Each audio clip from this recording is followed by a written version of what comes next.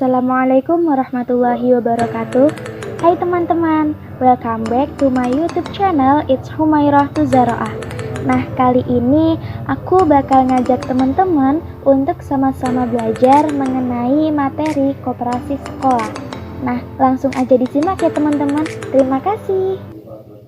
Sebelumnya, perkenalkan nama saya Humairah Tuzaroah, NIM A1D1199029. Nah, kali ini kita akan membahas materi mengenai koperasi sekolah. Tahukah teman-teman apa sih itu jual beli? Jual beli adalah kegiatan untuk mendapatkan barang.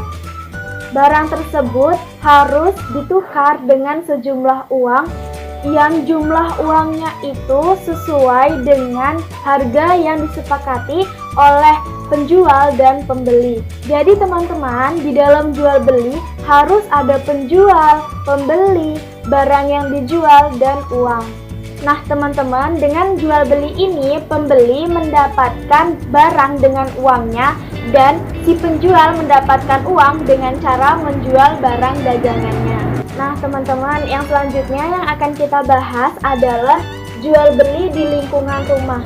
Pasti di sekitar rumah kita banyak tempat untuk melakukan jual beli. Nah, tempat untuk melakukan jual beli ini dapat membantu kita sehingga kita tidak harus jauh-jauh pergi untuk membeli sesuatu.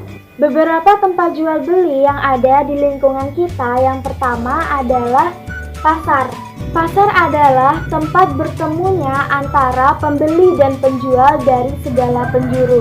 Nah, di pasar ini banyak sekali yang dijual, mulai dari perabotan rumah tangga, kebutuhan pokok, kebutuhan sandang, dan lain sebagainya. Nah, kelebihan dari berbelanja di pasar ini, kita dapat melakukan tawar-menawar dengan penjual, sehingga kita mendapatkan harga yang lebih murah. Yang selanjutnya adalah kios. Kios adalah tempat berjualan yang biasanya ada di dekat rumah kita. Kios menjual berbagai kebutuhan pokok. Jika kita membeli barang di kios, kita hanya menyebutkan barangnya saja. Nah, kemudian si pemilik kios ini akan mengambilkan barangnya. Setelah itu, kita hanya membayarnya saja dan mengucapkan terima kasih. Yang selanjutnya adalah swalayan. Swalayan yang ada di dekat rumah biasanya disebut dengan minimarket. Swalayan ini menyediakan berbagai macam produk kebutuhan kita. Ada makanan, barang, dan keperluan rumah tangga lainnya. Di swalayan ini, kamu tidak dilayani teman-teman, tetapi kamu bisa mengambil barang yang kamu inginkan, dan kemudian kamu hanya tinggal membayarnya di kasir. Nah teman-teman, di swalayan ini harga sudah ditentukan dan tidak bisa ditawar lagi. Dan perlu diperhatikan teman-teman, jika kita ingin membeli barang, kita harus memperhatikan tanggal kadaluarsanya. Karena jika kita membeli barang atau makanan yang sudah kadaluarsa, itu dapat membuat kita sakit.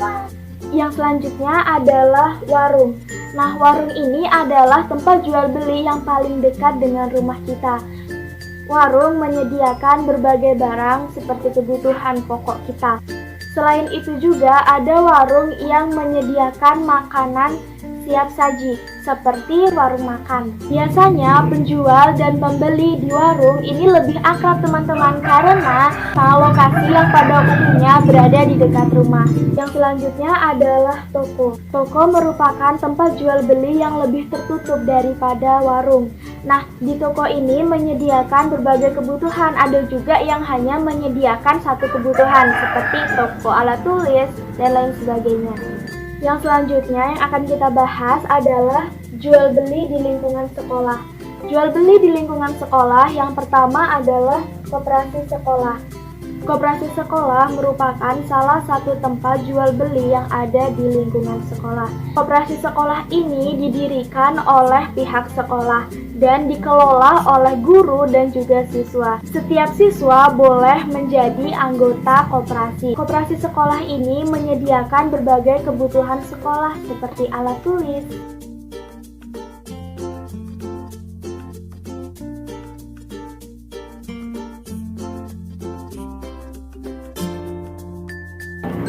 selanjutnya adalah kantin sekolah.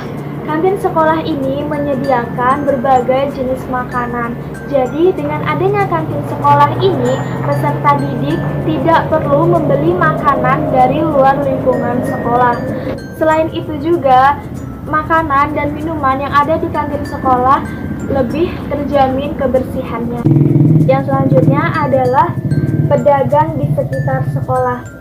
Biasanya di sekolah-sekolah terdapat beberapa pedagang yang berjualan di pinggir-pinggir sekolah. Barang yang dijualnya berupa makanan dan minuman. Akan tetapi kita harus berhati-hati dalam membeli makanan dari pedagang. Kita harus memperhatikan kebersihan dan juga tempatnya. Jangan sampai kita membeli makanan yang tidak tertutup. Ditakutkan makanan yang tidak tertutup tadi telah dihinggapi oleh lalat sehingga dapat menyebabkan. Selain itu juga kita harus berhati-hati terhadap makanan yang mengandung pewarna karena makanan yang seperti itu dapat membuat kita sakit. Nah, jadi teman-teman, kesimpulan materi kali ini adalah jual beli adalah kegiatan yang dilakukan untuk mendapatkan suatu barang dengan memberikan sejumlah uang yang sudah disepakati antara penjual dan pembeli. Kegiatan jual beli ini dapat kita lakukan di lingkungan rumah maupun di lingkungan sekolah.